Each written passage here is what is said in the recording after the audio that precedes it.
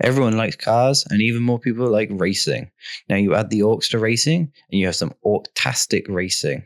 The game you're looking for is Gorkamorka. For this vehicle-using campaign game, was released in 1997 and could have 2 to 4 players playing it at one time. The rules were roughly based on the second edition of Warhammer 40k, with extra rules for vehicles and an extensive campaign system added.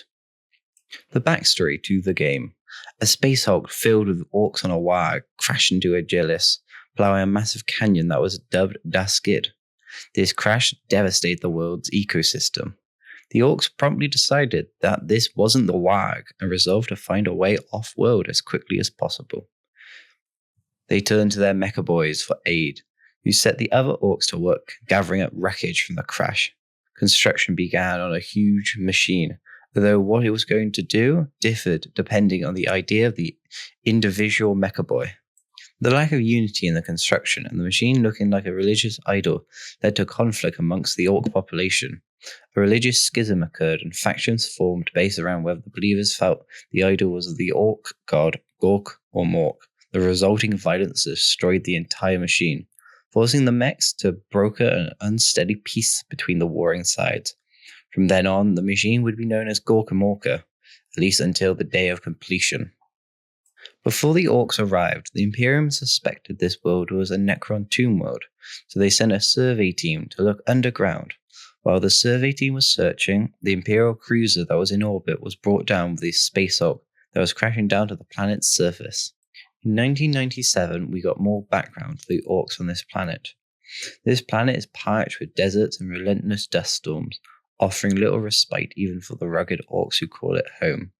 Within this harsh realm, the Skid and its encompassing desert served as the battlegrounds where the rival orc mobs clashed for dominions, scattering the wreckage of the crashed space hulk for precious scrap. This scrap is bartered with the mecha boys in Mech Town, exchanged for superior weaponry and sturdier vehicles, as each mob strive to earn recognition as the most formidable force in the unforgiving desert. Now, onto the rules. The release box for Gorkamorka came with Da rules. This was the rulebook for the tabletop game. The content had the normal stuff like movement and shooting, and then there was some Da clever stuff like exploding, skit bombs wild, and psychology. But this wasn't everything in the rulebook. The other book used in this game is the Da Uva book. Some of its content was creating a mob, doc surgery, campaigns, Mecha Town. Now, onto the gameplay. The objective of the game is to lead a group of warriors to fame and fortune within the setting. Players choose from a range of factions with varying motivations and abilities, and fight battles against others. Most of these groups are between 5 and 15 fighters, with the appropriate transport known as a mob. Battles take place in an assortment of locations and scenarios, including sieges, races, and rescue missions. The game is designed to be played in a series of battle and form a campaign, wherein fighters gain new abilities and suffer permanent battle injuries or death. And new warriors are purchased or retire once they get too high of a level. Players earn money called teeth based on how well they perform and the relative strength of their opponents. The campaigns are designed to be open-ended, allowing new players to join and leave at any time, thanks to a mechanic which adjusts the rewards players receive, evening out the power of the players. The closest thing to winning a campaign would be reaching the retirement level before other players. The factions you can play as are the orcs.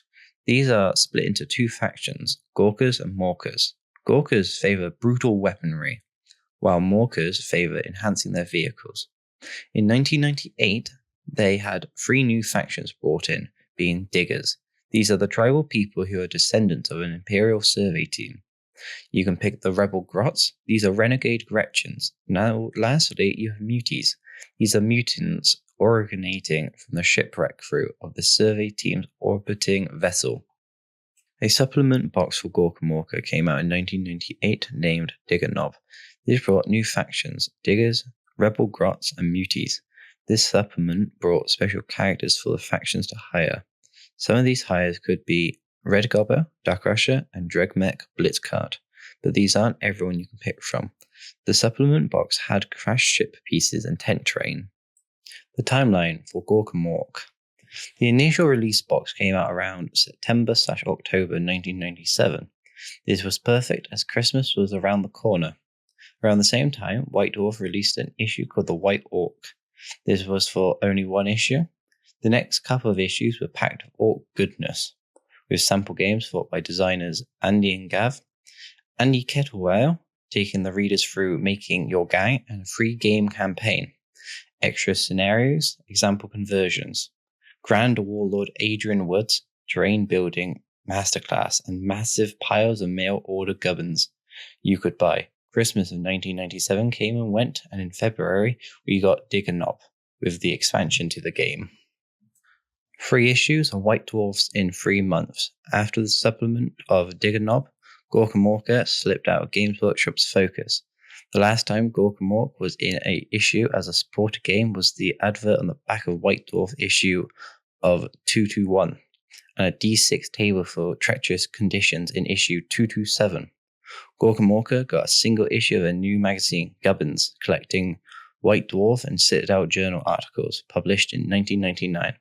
And then there was nothing else. Even for the fanatics, Gorkamorka was done. To wrap up, Games Workshop would go on to releasing, supporting, and quietly dropping games throughout the 90s.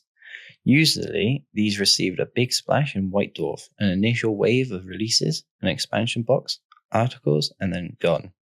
This isn't the end for the flames of Gorkamorka. Gorkamorka is still very much alive. It is still cared for and still played. Various fan communities keep the flames alive, while multiple Facebook groups, Discord chats, and subreddits keep fans discussing, converting, and creating new rules for the game. Searching in the Dust Skid, we find that a page called Tugs has been keeping Gorkamorka alive. This webpage has what you need if you want to learn how to play the game, looking for a community, and miniatures to use. So to wrap up this section, the flames of Gorkamorka is still there, you just need to look for it. I feel like Gorkamorka should have stayed as one of the skirmish games under Games Workshop's spout. And who knows, it could be revisited, like how Blood Bowl and Necromunda, and how they came back onto the shelves.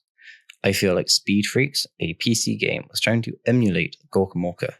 But if you're looking for some orcish racing on tabletop, go out to the Dust Skid with your mob and start those engines. I will be doing more painting videos with lore inserts later down the line, and then come back to doing lore videos on different topics and older games.